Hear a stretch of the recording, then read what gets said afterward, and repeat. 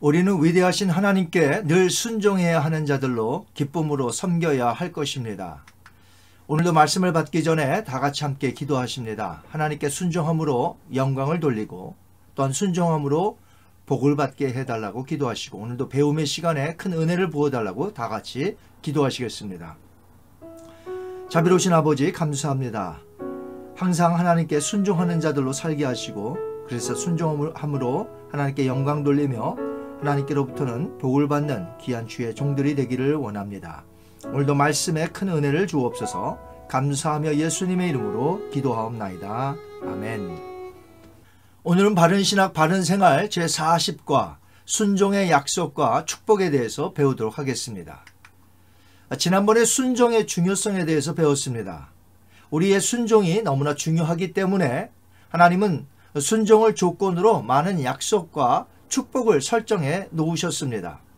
우리가 순종할 때 하나님의 축복의 손길이 우리를 기다리고 있기 때문에 약속과 축복을 오늘은 살펴보기를 원합니다. 순종하면 빼놓을 수 없는 인물이 믿음의 조상 아브라함이겠죠. 아브라함이 하나님께 순종한 것 중에 크게 두 가지가 있습니다.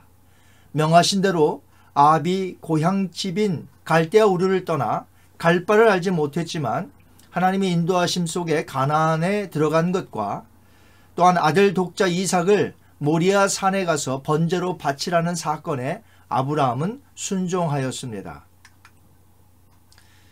이 제단 위에 이삭을 바치려 했음을 하나님께로부터 인정받고 이삭 대신에 수풀에 걸린 양을 잡아서 번제로 드릴 정도로 아브라함은 하나님을 향한 믿음대로 순종했던 인물이었습니다.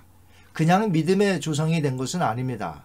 하나님을 철저히 신뢰하고 믿었던 사람이지요. 하나님은 아브라함이 죽자 그의 아들 이삭에게 나타나시어 아브라함의 순종을 언급하시면서 크신 축복을 약속해 주셨습니다.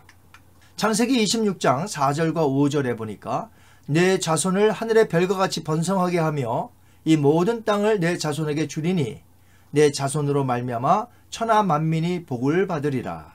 이는 아브라함이 내 말을 순종하고 내 명령과 내 계명과 내 율례와 내 법도를 지켰음이라 하시니라. 아멘.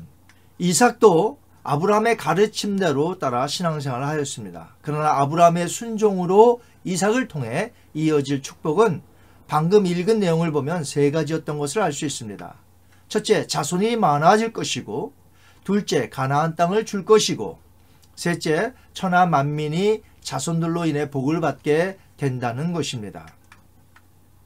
성경에 보면 하나님의 말씀에 순종하게 될 때에 주신다고 약속된 축복들이 많이 나옵니다. 살펴보면 다음과 같습니다. 이 약속된 육신적인 축복을 먼저 살펴보도록 하겠습니다. 첫 번째로는 형통하고 생명의 연장을 주신다고 약속하셨어요. 성경 구절 볼까요? 에베소서 6장 1절에서 3절입니다. 자녀들아 주 안에서 너희 부모에게 순종하라. 이것이 옳으니라. 내 아버지와 어머니를 공경하라. 이것은 약속이 있는 첫 계명이니 이로써 너가 잘되고 땅에서 장수하리라. 두 번째는 순종할 때에 창고에 먹을 것이 풍성하다고 축복하셨습니다. 먼저 잠언서 3장 9절과 10절 보겠습니다. 너의 재물과 내 소산물의 처음 익은 열매로 여호와를 공경하라. 그리하면 너의 창고가 가득히 차고 내 포도즙 틀에 새 포도즙이 넘치리라. 또한 신명기 28장 2절에서 8절에 있는 말씀 중에 앞부분만 살펴보면 너가 너의 하나님 여호와의 말씀을 청종하면 순종이죠. 이 모든 복이 너에게 임하며 너에게 이르리니 성읍에서도 복을 받고 들에서도 복을 받을 것이며 하며 계속된 축복이 나옵니다. 세 번째로는 땅을 기업으로 받게 될 것이라고 말씀하셨습니다. 온유한 자라는 것은 하나님의 말씀에 따라 그렇게 사는 자를 뜻합니다. 그래서 순종하는 자죠. 온유한 자는 복이 있나니 그들이 땅을 기업으로 받을 것이며 약속과 축복입니다. 존중이 여겨짐. 사무엘상 2장 30절에 보니까 나를 존중히 여기는 자를, 여기서는 순종했기 때문에 하나님을 존중히 여겼다는 것은 순종했다는 것을 뜻하거든요. 나를 존중히 여기는 자를 내가 존중히 여기고 약속과 축복입니다. 자, 이번에는 약속된 신령한 축복에 대해서 한번 살펴보겠습니다. 첫 번째로는 안정과 평안을 얻게 된다는 것입니다. 잠언서 1장 33절에 보니까 오직 내 말을 듣는 자는 평안히 살며 재앙의 두려움이 없이 안전하리라. 두 번째는 경건하게 성장할 수 있다는 것이죠. 순종하면. 베드로전서 1장 22절입니다. 너희가 진리를 순종함으로 너희 영혼을 깨끗하게 하여 거짓이 없이 형제 사랑하기에 이르렀으니, 이렇게 성장한 것을 이야기하죠. 마음으로 뜨겁게 서로 사랑하라. 세 번째는 순종하게 될 때 주님의 사랑 안에 거하게 된다는 것입니다. 요한복음 15장 10절 말씀입니다. 너희도 내 계명을 지키면 내 사랑 안에 거하리라. 약속과 축복이죠. 네 번째는 하나님의 사랑이 우리 속에 온전히 거하게 됩니다. 자, 누구든지 그의 말씀을 지키는 자는 순종이죠. 하나님의 사랑이 참으로 그 속에 온전하게 되었나니 이로써 우리가 그의 안에 있는 줄을 아노라. 요한일서 2장 5절 말씀입니다. 다섯 번째는 세계 모든 민족보다 뛰어나게 해주신다는 것이에요. 순종하게 될 때에. 신명기 28장 1절 볼까요? 너가 너의 하나님 여호와의 말씀을 삼가 듣고 오늘 너에게 명령하는 그의 모든 명령을 지켜 행하면 너의 하나님 여호와께서 너를 세계 모든 민족 위에 뛰어나게 하실 것이라. 약속과 축복입니다. 자, 이제 살펴볼 것은 약속된 천국 상급의 축복이 되겠습니다. 이 땅에서만 약속과 축복이 주어지는 것이 아니라 우리가 훗날 영원토록 가서 살 영생의 몸으로 살게 될 그곳에서 약속된 천국 상급의 축복이 있다는 것이죠. 첫 번째는 일한 대로 상급이 주어진다는 것입니다. 마태복음 25장 19절 21절 보겠습니다. 오랜 후에 그의 종들의 주인이 돌아와 그들과 결산할세. 그 주인이 이르되 잘하였도다 착하고 충성된 종아, 너가 적은 일에 충성하였음에 순종을 뜻하죠.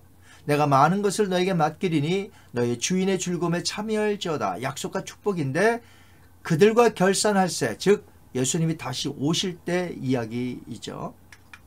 두 번째, 핍박을 받은 만큼 상이 주어진다고 하셨습니다. 마태복음 5장 12절에 나로 말미암아 너희를 욕하고 박해하고 거짓으로 너희를 거슬러 모든 악한 말을 할 때에는 너에게 복이 있나니 기뻐하고 즐거워하라. 하늘에서 너희의 상이 큼이라. 너희 전에 있던 선지자들도 이같이 박해하였느니라. 그들이 욕을 먹고도 지킬 수 있는 것은 하나님의 말씀대로 순종했기 때문이죠. 그래서 축복이 이루어진다는 것입니다. 세 번째는 보물을 하늘에 쌓아두라고 하셨습니다. 마태복음 6장 20절에 오직 너희를 위하여 보물을 하늘에 쌓아두라. 거기는 좀이나 동록이 해하지 못하며 도둑이 구멍을 뚫지 못하고 도둑질도 못하느니라.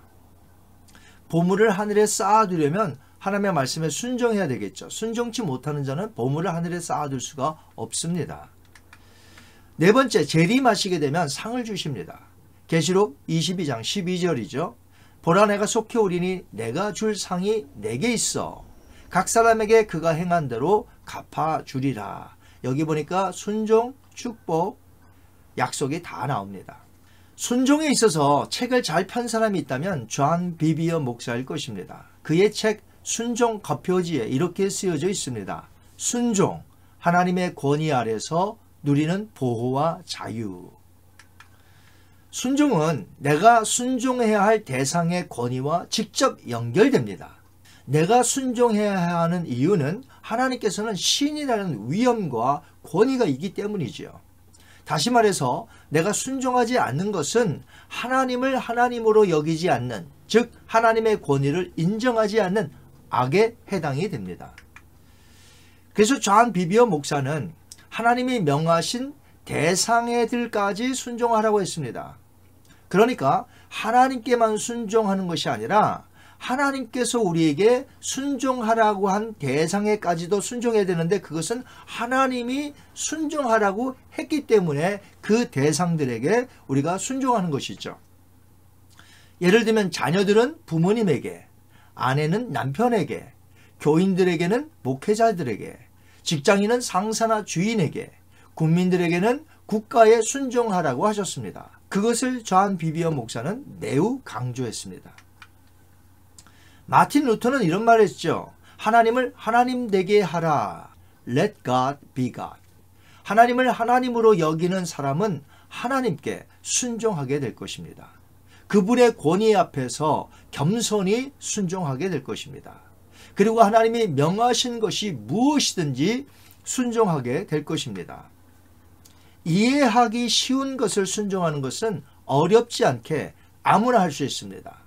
그러나 내 머리로 이해가 되지 않고 또한 환경적으로 어려운 상황이라 할지라도 그것이 어려운 명령이라 할지라도 우리는 순종할 수 있어야 한다는 것이죠. 왜냐하면 하나님께서 명하신 것이고 그 권위 앞에서 우리는 순종해야만 하기 때문입니다. 그리고 순종할 때 반드시 오늘 배운 대로 약속과 축복이 뒤따른다는 것이죠. 찬송가 449장 예수 따라가며에 보면 특별히 1절에 가사가 이렇게 되어 있습니다. 예수 따라가며 복음 순종하면 우리 행할 길 환하겠네.